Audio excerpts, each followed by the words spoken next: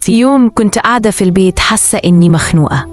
كنت عايزة أكلم بابا في حاجة تعباني وشغلة تفكيري. رحت له وقلت في موضوع عايزة أتكلم معاك فيه. رد عليا وهو مشغول حتى من غير ما يبصلي وقال أنا مش فاضي دلوقتي. وبعدين موضوع إيه المهم ده؟ روحي لمامتك واحكي لها.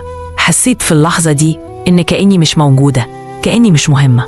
حاولت أكلم تاني بس مفيش فايدة. دموعي نزلت وأنا مش قادرة أوقفها. حسيت إن مشاعري مش فارقة وإنه مش شايفني ولا حاسسني أصلاً. ودي مش أول مرة يعمل معايا كده ويحسسني إن لوحدي. الموقف ده بيحصل كل يوم في بيوت كتير من غير ما الآباء يحسوا. الأب مش قاصد يوجع بنته، بس الكلمة الجافة بتكسر جواها حاجة مش بتتصلح بالساهل.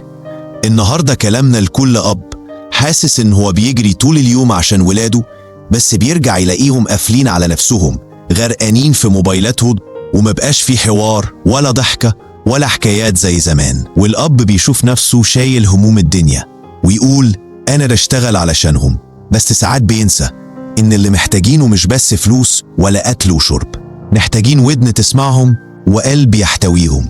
كتير من ولادنا بيبعدوا مش عشان وحشين ولا عشان مش مقدرين اللي بنعمله، لأ، عشان لحظة ضعف دوروا علينا ما لقوناش. انت مش مقصر، بس يمكن في حاجة صغيرة وقعت منك وانت مش واخد بالك. لما بنتك تيجي تحكي لك عن تصرف غريب، بدل ما تسمعها تنهال عليها بكلمات لوم وزعيق، زي مثلا عيب ازاي تعملي كده، فتخاف وتروح تحكي لحد تاني مش ليك. ابنك لما يجي يناقشك ترد عليه وانت بتزعق، اسمع الكلام وبس، فتكسر جواه الأمان ويبطل يحكي تاني.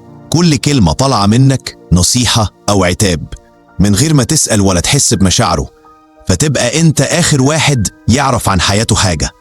طب نعمل ايه؟ اسمعني كويس. أول حاجة، احتوي قبل ما تحكم. لما تشوف تصرف مش عاجبك خد نفس وقول له بهدوء أنا شايف كذا، بس يهمني أسمع منك الأول. تاني حاجة، ودانك قبل لسانك. اسمع بتركيز حتى لو الكلام وجعك، اسمع. النبي عليه الصلاة والسلام قال ليس الشديد بالسرعة إنما الشديد الذي يملك نفسه عند الغضب. اتكلم بلغة الصحبة مش بلغة السلطة. قول لابنك أنا صاحبك قبل ما أكون أبوك، وانت غالي عليا أكتر من أي حاجة. رابع حاجة، حط حدود بحب. لما تلاقي غلطة ما تتسرعش وتكسر الجسر اللي بينكم، راقب ووجه بهدوء. ربنا سبحانه وتعالى قال وقولوا للناس حسنا. الكلمة الحلوة لها مفعول السحر، خصوصا مع أولادك. وأخيرا خليك فاكر دايما بنتك مش مستنية منك نصيحة بس، مستنية حضن وأمان. وابنك مش عايز محاضرة، عايز ودن تسمعه وقلب يحس بيه. صدقني لو كنت حضن دافي ليهم هيرجعوا ليك مهما لفوا وداروا. اللهم ارزقنا قلوبا حنونة وعقولا حكيمة وألسنة طيبة، واجعل بيوتنا سكنا ورحمة وبركة.